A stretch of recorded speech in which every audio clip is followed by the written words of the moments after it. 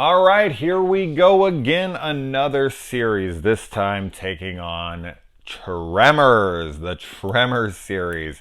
I'm a fan. I'm a pretty big fan of the series. Now, I say that, but I can also say that I haven't seen all of these. I have not seen the newest one, A Cold Day in Hell, and I never saw the fourth one that's Back in Time. I don't know why I never saw that one. I just didn't. And the sixth one, just yet another one. It was just came out. I was going to watch it, blah, blah, blah. Excuses, excuses. And I also have watched some of the television series. The first one, not the Kevin Bacon one that never happened. Obviously, I couldn't have watched that one. But I've watched some of that show, and I will, as far as I can tell right now, I'm definitely going to take that on. I think it's 13 episodes, so I don't think they're all that long, so I should be able to knock that out pretty quickly. So you're getting a lot of bang for your buck here, buddy. So yes, this was a Patreon request by Halgrimir. He's taken up all the damn requests here for series, but that's he's paying for it, so I'll take it, man. You want to keep giving me the money, I'll keep reviewing these series for you. Okay, so we have got a really great cast here. We've got the immortal Kevin Bacon, we've got Fred Ward, and their chemistry together as Earl and Valentine is just fantastic. They make the movie. It's a buddy movie. It's an adventure movie. It's got lots of great elements. There's a reason that this became such a popular cult classic. It's got a 7.1 on IMDb. I was actually kind of surprised at how high the rating was, but having rewatched it, it's just a damn fun ass movie. It really just is. I mean, I feel like if you watch this and you couldn't have a good time, I don't know, man. There might be something wrong with you. It's such a fun film, and we got a lot of people in here that you can recognize. You've got Egg Shen from Big Trouble in Little China. The little girl who plays Mindy in this is the little girl from Jurassic Park, and you've also got Michael Gross in here, who essentially takes over the franchise. He becomes the name of the franchise. Bert's character is the legacy character. He's the character. You'd think it would be the Kevin Bacon or the Fred Ward, but nope. Michael Gross. This becomes his franchise, and now if they were to make one without him, it would feel naked. It would feel wrong. It would feel, like they screwed up. So Michael Gross, Bert's character. Now I've watched 3 of these now, so I'm going to be knocking a lot of these reviews out here in a row, but Bert's great. Bert, I feel like, is the logical character to go with because he's the one that would constantly keep coming back for more. He's kind of obsessed with doomsday and war and fighting, and that's just kind of what makes him. That's what he is. That's in essence. And so Kevin Bacon, like, why would he continue to keep coming back? That character. Fred Ward, why would his character have to keep coming back? So you in the sequels where Fred comes back for one episode or one sequel, it becomes that Lost World and Jurassic Park 3 scenarios. Like, how do we get them to come back to the island? They don't want to come back. They don't want to go back. Like, how do we force them back in? The writers really have to get pretty creative to get those guys back. And usually their convenience, for the plot. It's like, oh, well, he's just going to need this, and then this is going to happen.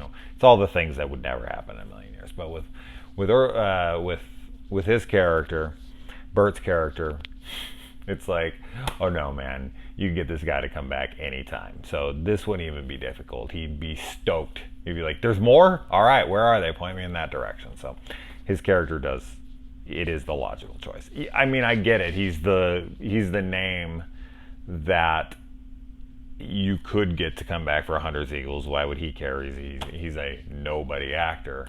It would be harder to obviously get like Kevin Bacon or something. But they just so happen to luck out that this is the perfect character. Okay, I've talked about that enough. All right, so I love when they're driving through. So now, as the kids today would say, I didn't even know what the hell this meant until pretty recently, probably like embarrassingly recent. In the movie, freaking Earl is trying to ship Valentine and whatever the hell, Rhonda. Yeah, ship. I don't know what the fuck that meant. Okay, it wasn't as recent as like yesterday or anything, but it was, I don't know, a few years or less, or I don't remember. Somebody said it to me. They were like, "Oh, I shipped them hard," and I was like, "You ship them hard?" And they ship. Like, you old man, this and that. I was like, ship them? The fuck? And now I've heard the term a million times since, because once you hear it, it's that blue car syndrome. Once you hear it, it's like you never heard it before, but you'd heard it a million times. You just didn't know what the hell it meant, so you never paid attention to it. And then when someone says it like specifically to you, you're like, what the fuck are you talking about? What are you guys talking about? Just like, and things change too. That's what's really weird. Like hooking up. I don't know if I've ever talked about this on my channel before, but sayings change. Like when I was in high school or like middle school, when we say we hooked up, that means we made out.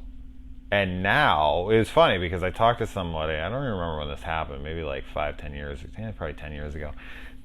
They were like, "Oh, we just hooked up." And I was like, "Oh, okay." And then we were talking and something happened and I said something and they were like, "Oh yeah, blah blah blah." And I was like, "Wait, what? I thought you guys just hooked up." And he's like, "Yeah, we did." And I was like, "But I don't understand." He's like, "Yeah, we had sex." And I'm like, "That's not sex." And he's like, "Yeah, it is. What do you think hooking up is?" I'm like, "What do you mean? Hooking up is kissing. Fucking is fucking."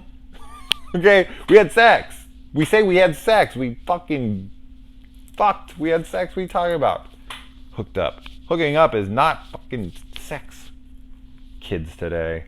What's freaking like, the bases are probably different, right? Like first base is anal. Who even knows what second base is now? I don't know what the hell it is. All right, here we go. Moving on. What the hell I'm talking about? I love how, Earl and Valentine are driving down and then they see that there's this, the girls out there, and they're like, "I heard, she's supposed to be a girl," and they take off. It's these guys, they live in a town with a population of 14, and one's a little girl, another one is an older lady, and one is Bert's wife. You do not want to, hit on Bert's wife. Bert's got some serious issues. You don't want to go after her. And then one's like an old married woman. So you have no options in women, man. I've lived in some small towns, but I ain't never lived in no 14 population. So my father did grow up in Pawpaw, Illinois, with a population of 850. So he had a graduating class of like 4. Which actually was surprisingly large to me, seeing as how there's only 850 people. I was like, I would expect you to be the only graduate. Like 850, how many of them would be 18-year-old kids? Statistically speaking, I wouldn't think that many. So 4, I was actually kind of quite surprised. Okay. I never talk about the movie. Who cares about the movie? Algermere cares about the movie. All right, keeping on. A little small store like this in a town this little. How the hell would he survive? How would he be able to pay his bills? I'm guessing passerbys. I mean, we do have little town. You ever driven through? I've done this many times. You ever driven through a really small, out of fucking nowhere? Like sometimes when I drive from Phoenix to LA, there will be like this gas station out in the middle of nowhere. And now there's a good stretch, between Phoenix and LA, so this is 2 major cities and there's people always stopping there to get gas. So I understand how they make money, but I always look at those people like, where do you live? Like, where are you driving to get to? And what do you do for a social life? There's nothing out here. There's nothing. Absolutely not. Like, I'm looking around. There's nothing for miles in any direction. Like, wow. But yeah, I just never know how these like little towns that are off the beaten track, off the main roads, like where the hell do they get any money at all? So yeah, I feel bad for this guy here running this little business. Reminds me of like the couple in Old Chief Woodenhead. I'm like, where the hell are they? Martha and oh man, I can't think of his name right now. Ah shit, maybe it'll come to me for the rest of this. God, I love that. We're doing Creep Show soon. God, I got so much to do this month, guys. Holy shit, I gotta do this whole Tremor series. I gotta do the Devil's Rejects trilogy. I've gotta do freaking the Rambo series, and I've gotta do whatever the hell I just said. Okay, yeah. So I got a lot to review this month. Not this week. Holy shit, I couldn't do the whole week. All right. The rippling ground effect, I feel like, is very iconic for this film, but in this series, it's sparsely used. It's like sometimes they do it for really cool effect, and then other times they don't, and it's like, but wouldn't he always do that? And wouldn't there just be tunnels all over the valley? Wouldn't you just be like falling through the ground, like when they're digging the whole trench in front of them and whatnot? Wouldn't that just be everywhere in the valley? Wouldn't that leave big divots and big potholes and big shit? Like, that would be everywhere. So that stuff doesn't really make all that much sense. But you just kind of gotta, there's a lot of stuff in this that you just kind of gotta be like, okay, why not? The whole rock, paper, scissors thing between them in this movie, I think, is great. And I like that it even plays into the next movie. Having just watched 3 back to back, I have to say the continuity is pretty solid in this franchise. They actually address things that happened in the previous films, where characters went, all that stuff. I was really, really surprised with the first 3 on that, so I dug it. And the first body that they find in this is up on the electric pole or whatever, and he's up there and he like died of thirst. Oh man. What a terrible way to die. I can only imagine. Like, have you ever been like super thirsty? I'm actually really super thirsty right now. Not that damn thirsty, but I couldn't imagine fucking dying of dehydration. God, that sounds just awful. But you like, what's down below is worse than the pain that you're feeling from dying of exposure and dehydration. I love when they pull up the hat and there's just like a face sticking up out of the dirt. It's a gruesome scene. There's actually some decent gore in this, I have to say. And then you got the construction workers and they drill into one of the graboids and the jackhammer gets pulled away and the cord wraps and it pulls him over and then it like comes back and eats him really quick. But I thought that was really clever. There's a lot of clever stuff in this movie, which just kind of adds to its charm. Now,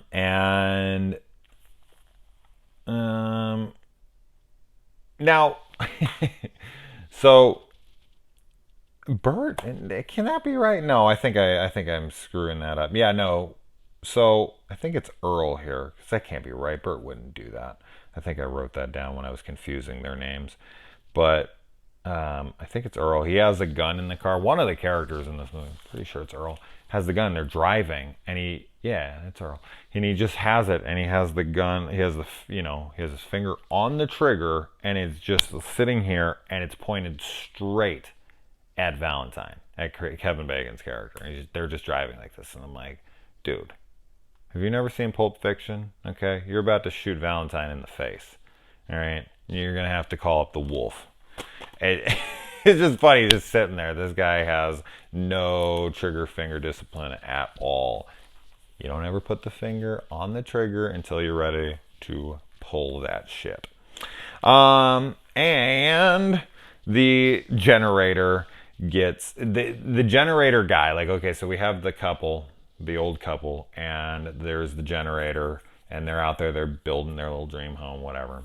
And the generator gets taken down. This guy, the husband of her, is the character in the movie you just want to scream your lungs out, like, dude, stop being so fucking stupid and listen to your wife. Get in the car. You're just kind of like, I'm glad he's dead. I'm done with him.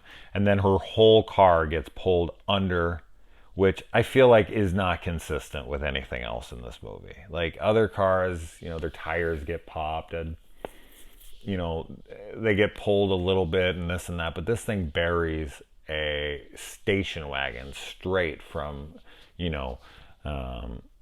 headlights all the way to tail lights, straight up and down. I was, no way. That's like 15 feet straight up and down. And I'm guessing she suffocated. I don't know. Did it get her inside the car? Did it like eat through the car? I don't know.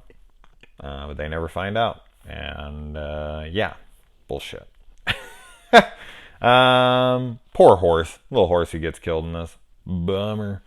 And then it runs into the wall and it kills itself, and you get the one fuck of the movie from Kevin Bacon. Fuck you! Which I am positive that this movie was edited for a PG-13 rating. As gruesome as it is, I actually am kind of surprised it got a PG-13 rating, but there's a couple lines in this movie. One particular is Mother Humper, and then it's repeated Mother Humper, and you can see that Kevin Bacon's character here, Valentine, had said motherfucker, but they had to cut it, so it became Mother Humper. You remember when you used to watch, they might still do this, but I don't watch freaking actual basic TV anymore, but you remember when you used to watch your favorite movies and they would be on television late at night and they would have them edited for TV? And they wouldn't just bleep the words, they would add in other words that were just, you were like, who are they hiring to come up with replacement words here? And this is just one of those examples, is Mother Humper. I used to have a really good one. If you guys got any, let me know. If you guys got any memories of words that were edited in place of cursing, please let me know. I have one in my head somewhere. In my brain. That's where it's in my head. You know what I mean. It's somewhere. Like, I remember something that was really fucking funny. We can't remember what it was now. Damn. Alright. And the whole pole vaulting scene is cute. I like the shot from the distance, and you see all three of them going in tandem there. I like that. Eggshen's character in this, I know his name's not actually Eggshen, but that's how he'll always be. Anytime I see his name on screen, when I read his name, James Wong, I'm like, Eggshen! Like, he's just Eggshen. He'll always be Eggshen. Alright. And freaking Melvin, the boy who cried wolf, and then, no one wants to pay attention to him, and you just want this kid to get eaten. I really wish he would have. I know that this is trying to be a little bit more family friendly, but with all the wolf crying that he had in this movie, it would have been much better if he would have just got snacked on, man. Just find his stupid head. So yeah. And then the pogo stick thing makes absolutely no sense. So the little girl's out on the pogo stick and she's jumping, and then they knock her off the pogo stick, and the pogo stick is still sticking straight up and down, like out of the ground. It's on like pavement. Why would it be sticking straight and then the thing comes up and sucks it down and shoots it back at? It's just for effect, but it's stupid. And then the girl gets her pants wrapped in Rhonda gets her pants wrapped in barbed wire, and Valentine has to take her pants off. So there's more than one way to get a girl's pants off. This is not the ideal one, though. Egg's death is brutal. It reminded me of like Quint's death in Jaws. I was like, holy shit! Like, it chomps on him, blood, his limbs are all flailing around. It's a gnarly kill, man. So a good monster kill there. Bert's room. So Bert as his wife, who's played by Reba McEntire. I forgot to even mention her here, who her song is at the end of this movie, which is fitting. They're down there. They're this doomsday couple, overly prepared. And he has just this gun wall. It looks like my movies, but guns just, and I guess every single one of them is loaded at all times up on the wall, except for the elephant gun, which he keeps behind a glass case and unloaded. It's just that dangerous. When Bert says a gun's that dangerous, it must really damn be so. And so they shoot into this thing and absolutely obliterate it with this elephant gun.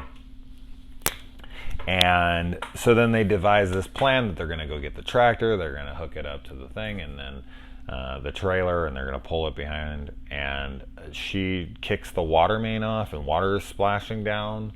And I guess water splashing on the ground is much louder than a tractor that weighs, what do you say, 10 tons, and is backing up, and he's hooking a trailer up to it and then driving it off. I guess that isn't anywhere near as loud as just water splashing down on the ground.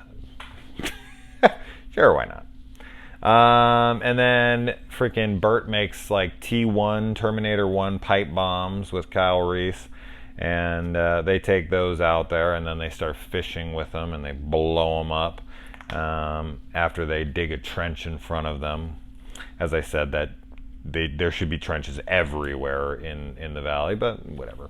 And then so they're using the bombs to scare them off at first, but then they start blowing them up with them because the sound is so loud, it shoots them off in a different direction.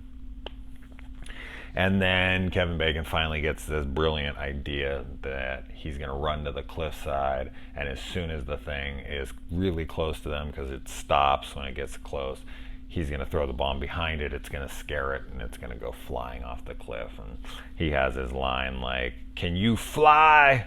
Great stuff.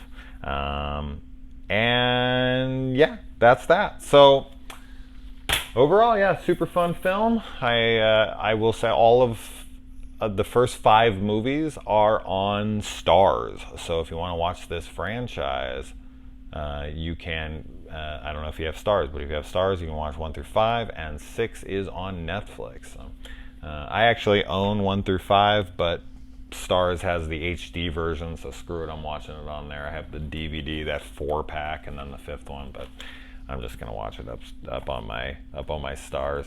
But yeah, there you go. So moving on to the next one.